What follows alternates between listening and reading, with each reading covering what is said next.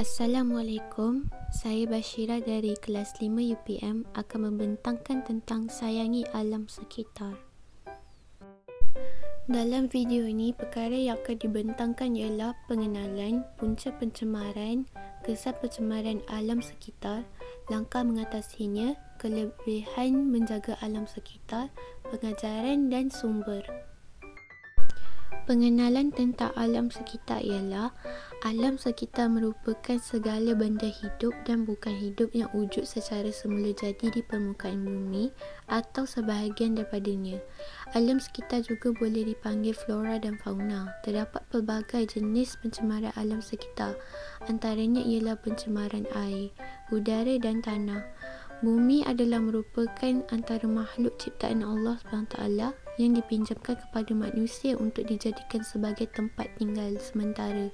Sebelum berpindah ke alam akhirat, maka memelihara dan memelihara alam sekitar penting demi memastikan kelestarian hidup di alam ini. Berikut adalah punca pencemaran alam sekitar.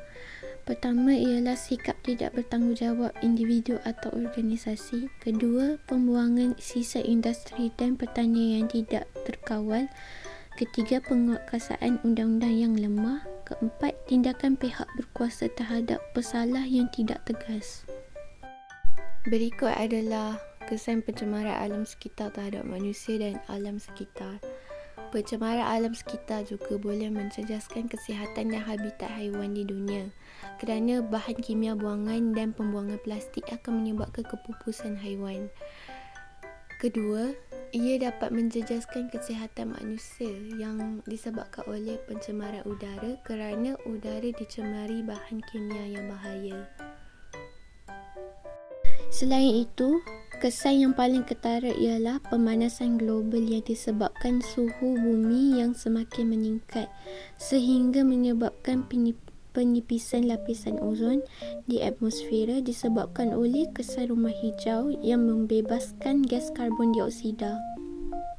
Terdapat pelbagai langkah untuk mengatasi pencemaran alam sekitar.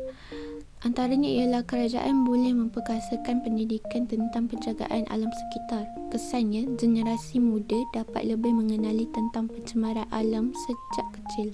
Seterusnya, sebagai seorang pelajar, kita boleh menyertai kempen yang membendung masalah pencemaran alam sekitar. Contohnya, kempen Sayangi Sungai. Selain itu, kita hendaklah tidak mengamalkan sikap membazir dalam menggunakan barang yang mencemarkan alam sekitar dalam kehidupan seharian kita. Sebaliknya, kita boleh mengurangkan penggunaan bahan yang mencemarkan alam sekitar dengan menggunakan 5R: reuse, reduce, recycle, reject dan repair.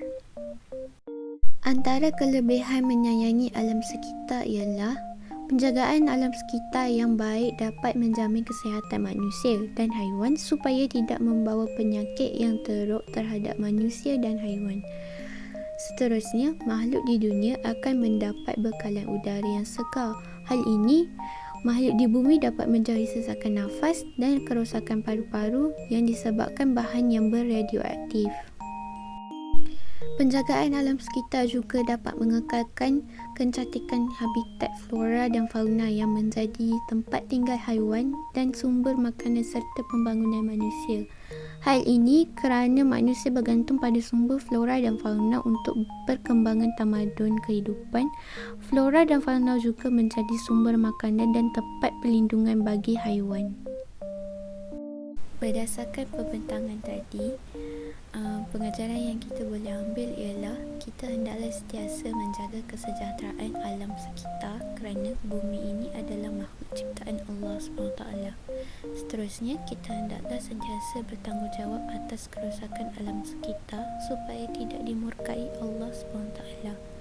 Akhir sekali, kita hendaklah sentiasa menjaga kebersihan alam sekitar kerana ia merupakan satu ibadah dalam Islam. Maklumat tersebut boleh dirujuk di sini.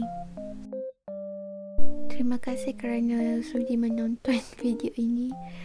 Tolong like, comment and share.